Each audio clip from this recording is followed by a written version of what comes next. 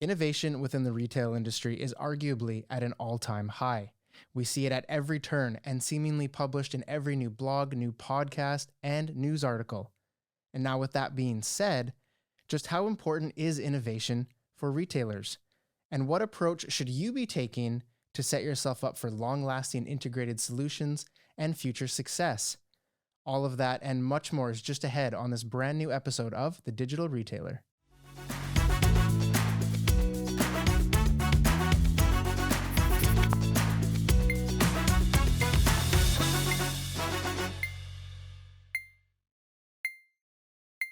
Hello and welcome everyone to a brand new episode of the Digital Retailer podcast. My name is Mark Babin, your host. It's so wonderful to have all of you with me today for this great episode. You're going to be glad you clicked on it. We have a ton of great information just ahead for you.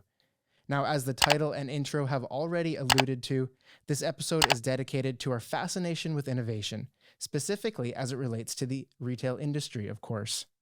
Now, with all of the rapid changes and dramatic transitions taking place, this topic requires an expert guest, and we have done just that.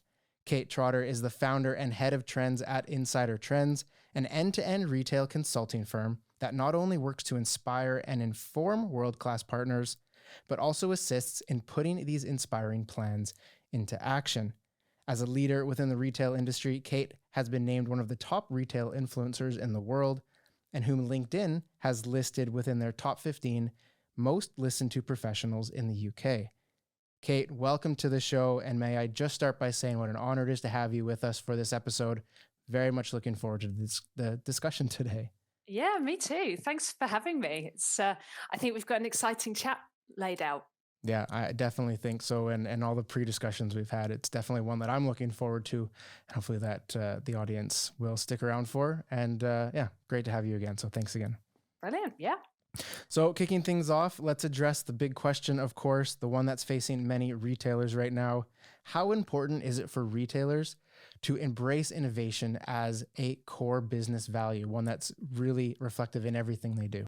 I would say it's one of the most important things to be focusing on, because all action begins with thinking. So if you're not thinking about innovation, then you can't innovate. And businesses need to innovate because, as I'm sure we all know, the world is moving faster than ever before. The rate of change isn't just increasing every year, it's almost doubling, quadrupling every few years. So any business that has innovation within its DNA is way more future proof than one that isn't. So yeah, I would absolutely argue it's critical. Yeah, and I think, like you said, one that's really rooted in the DNA, because then it's part of every employee. Everything that the action they take has to inspire from some innovation, I would imagine. Totally, yeah. And I think it doesn't necessarily have to be innovation, though. I think, yes, I think when some people hear the word innovation, they think that it's just inventing new things for their own sake. Sure. I don't know whether people listening to this differentiate between innovation and improvement, but essentially we're looking for improvement. We don't have to reinvent the wheel necessarily, but I think businesses should always be looking to improve. They can reinvent the wheel. They can think of disruptive, exciting new changes if they want. But the most important thing is that they are always looking to be a little bit better than they were yesterday. Yeah, and of course they need to be in this market. So looking at that, and I guess dissecting it into two various parts, the business strategy side of innovation, but then also that customer experience point of view and how they engage with customers. Do you see a balance between these two that need to be had, or should there be a priority one over the other? How do you see it currently? Well, I would say that business strategy is, again, at the core of a bit of what a business does. And I would say that customer experience is one part of a great business strategy. So business strategy should cover a lot of things. Customer experience definitely has to be one of those things. But yeah, I think there are some great businesses who are innovating and improving, but as a customer, you wouldn't even know about it. So there's a company that we love called Corso, for Hmm. Hmm. instance. Corso, they take the data from in and around a store. So whatever data a retailer has, and they crunch that all together and they turn it into the top 3 actions that a store manager should take each in one particular week. Those 3 actions change from week to week, but apparently each action, I think, takes the manager about 72 seconds to resolve. So Oh, I wow. think that's about, maybe, probably my maths is terrible, but that's something like 3 hours of work a year that Mhm. adds up to. But that can increase a store's turnover by about 2 or 3% in a year. So, but again, as a customer, you wouldn't really know that anything was different. Like maybe the pricing is slightly altered or offers are more clearly presented, but the customer experience won't radically change. But yeah, Corso is a great example of a business that just brings more efficiency to a store and unlocks a couple of important percentage points in increasing that turnover.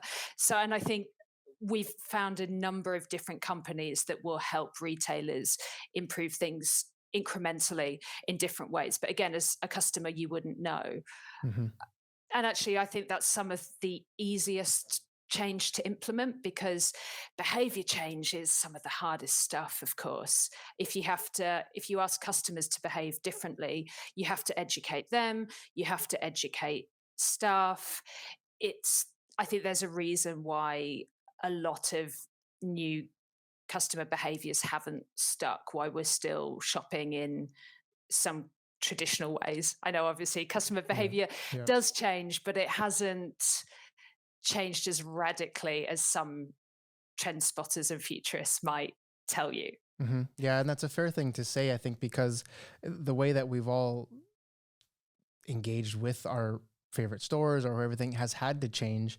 Maybe not as significantly as people are saying, but it has had to change in the last 2 years. I think the online presence of stores is more important, like that sort of flat channel approach that we have heard so much about or read so much about, that they have to be everywhere. Whether it's online, just has to be just as strong as the in person. But we're seeing solutions come into play within stores that we don't want to. I think maybe because the shopper is more open to a little bit more change than they maybe were before the pandemic. Like they're open to integrating and engaging in new ways. We see options like scan and go is a big topic right now coming into stores, click and collect, curbside Mm. pickup, all these buzzwords. But they've changed the way that we shop. But it's also unlocked a huge potential for the retailers when it comes to the ability to collect data like they've never collected it before and take action on that. Is that a fair sort Mm. of assessment to make? Absolutely.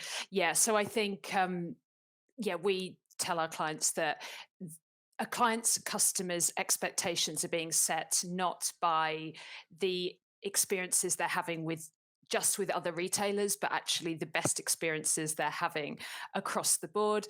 And of course, because we've all been shopping more online during the pandemic, when we walk into a store, we are it does change our expectations. So, yeah, I would say that I actually walk into stores now and I think, why can't I see all the reviews? Why isn't it Hmm. easy to see all the reviews for these products? Or why can't I scan something and see all the information that this retailer has online about this product? I know some companies are doing this, but it's Hmm. not in the mainstream at this point. So I sometimes wonder though if those expectations are from my trend spotting work or whether they're from my experiences as a consumer. But yeah, it's probably easier than ever before.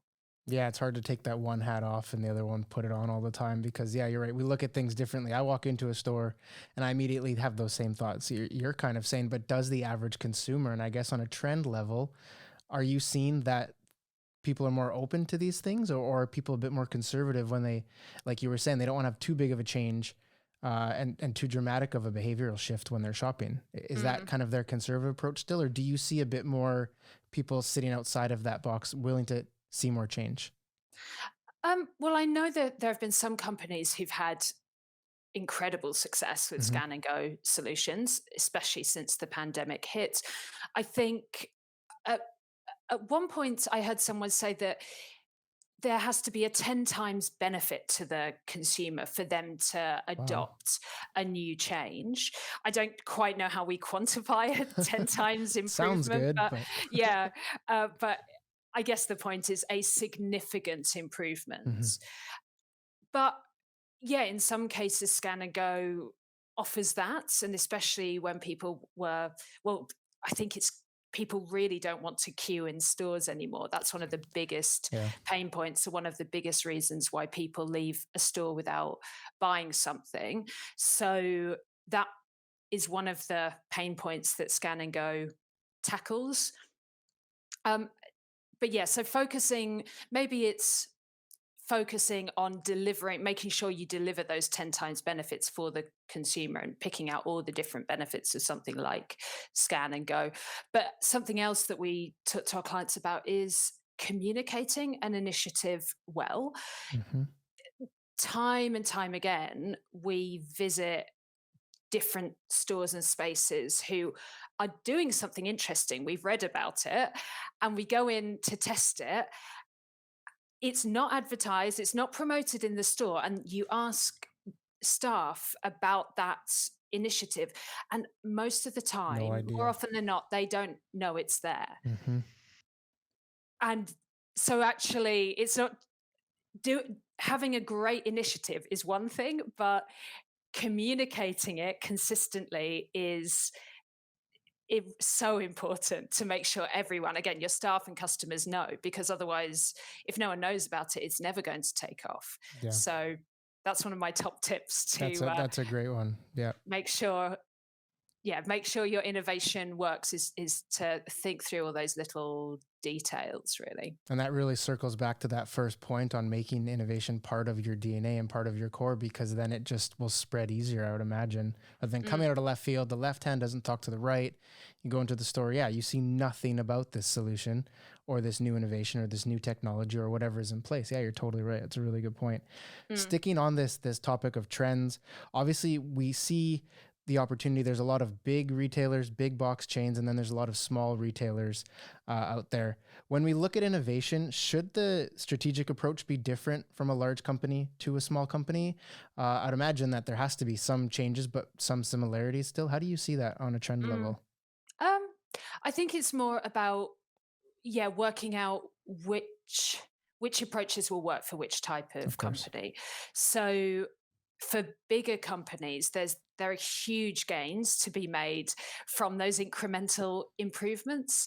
So if a retailer goes through and they look at, yeah, different areas where they can make these 1% gains over time, that's going to add up to an incredible uplift, and all those gains, of course, are going to compound.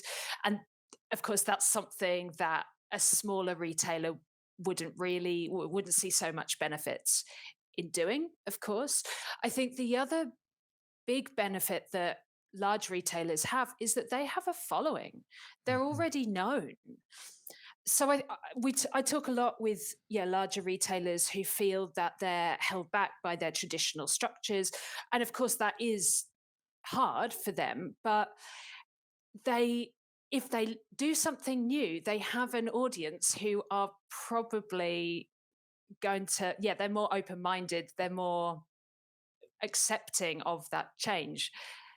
They've heard of this company who wants to do something new. So it's actually more likely to be adopted than a small company trying to do something different.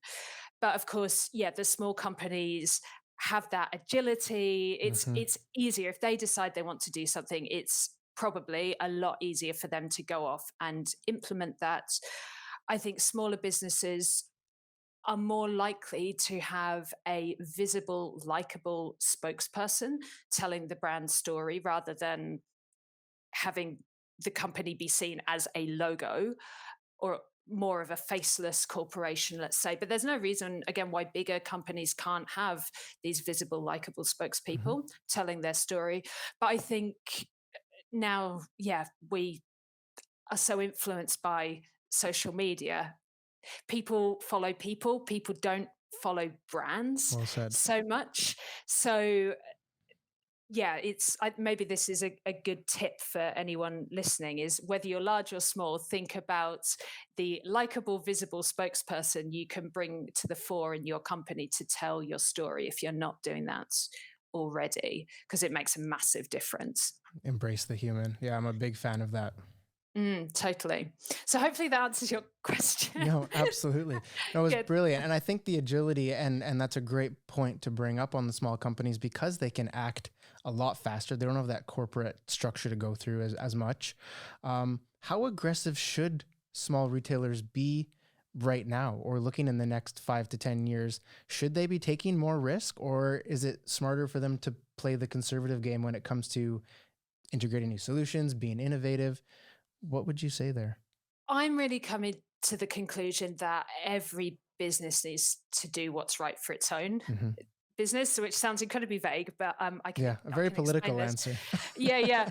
But what's yeah, what essentially the field is widening hugely at Right. the moment. So both in terms of how retailers behave, there are some retailers who are doing really well without reinventing the wheel. So if you think of Primark or some of the discount supermarkets, during the pandemic, people had a go at them for not exploring e-commerce. But Hmm. actually, I think that's a really valid strategy, It's bold. Yeah. because I mean, yeah, with a bit of like the pandemic won't be going on forever. And it makes sense to make your store work really well, to insist that people keep coming to the store and not to invest too much money, Mhm. or any money possibly, in e-commerce and other digital channels. That makes sense to keep doing what works Mhm. for those types of businesses. For other businesses, they're doing fantastically well out of building these immersive virtual experiences on all these metaverse gaming platforms, and of course everything in between. There's everything there's getting all these strategies really right, in social media and across apps and e-commerce, all of that. Yeah. So we're seeing the field widen there, but also we're seeing, in terms of customer behavior and attitudes, we're seeing that widen as well. So like a teenager shopping today has quite different behaviors and views, I would Yeah. say, to an 80-year-old. Of course. And it's fine, but it just means that we're moving so far from these one size fits all approaches. So yeah, I think for a business to innovate, it's really about understanding that business's customer better than any other. We also talk about each client being 2 steps ahead of Hmm. their customer. So knowing what they want and being 2 steps ahead. You don't have to do what Nike are doing just because Nike are doing some amazing things. You don't have to do everything. You just have to know what will work for your customer. And I think if a company is growing and they're happy with that growth, then that's great. If they're Hmm. not, then yeah, they should, if they want to grow more, they should think about how to do that. But yeah, there's no, No cookie cutter. exactly, yeah. Yeah. I think it's so really kind of what you're saying is it really takes a good deep look at who your current customers are and who do you want your customers to be in the next whatever time period. And then Mm, design that strategy that will help you get there, embracing innovation and solutions where necessary, mm, basically. exactly. And some companies that we've been really impressed by don't seem to be doing that much differently. Like their Okay. stores look like everybody else's stores, but their stores have queues around the block because they know their customer Yeah. better than any other. And they have a dialogue with their customer, which their competitors don't.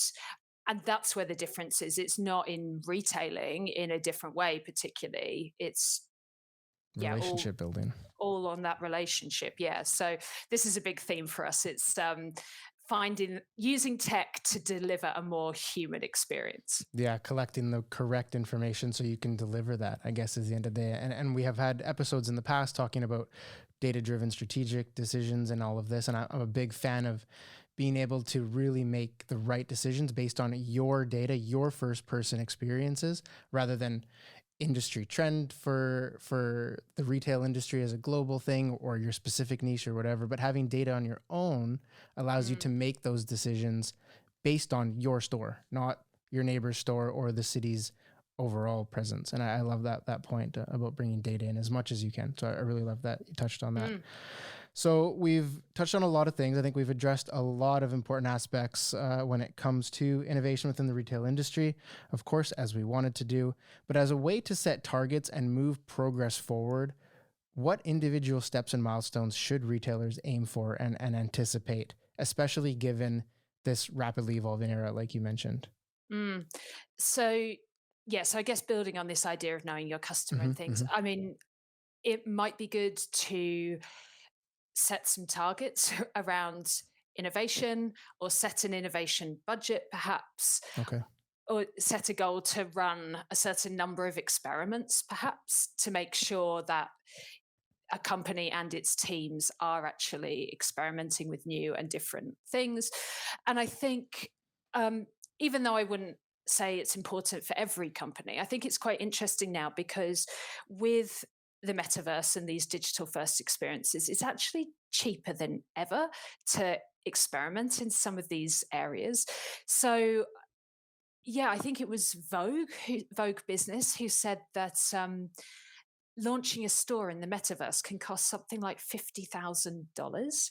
Like, it's not a lot when certainly launching a physical store in A the little bit UK more.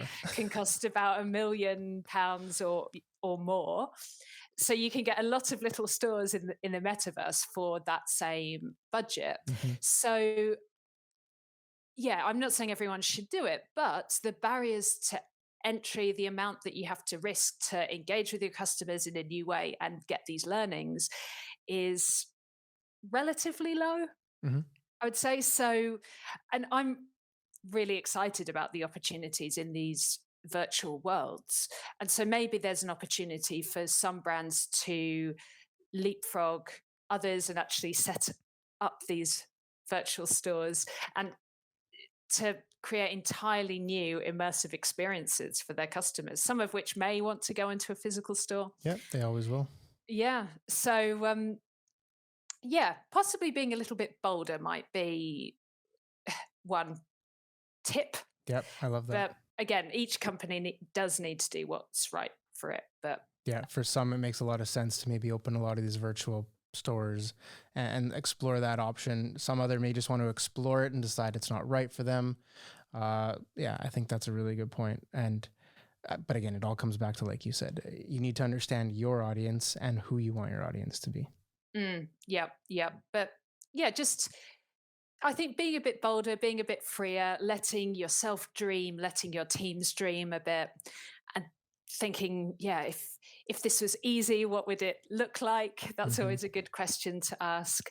If we were thriving, what would we be doing? If we didn't Great have idea. the constraints, if we didn't have the structure that we currently have, what would we like to do? And so that structure can look at your team structure or your company structure.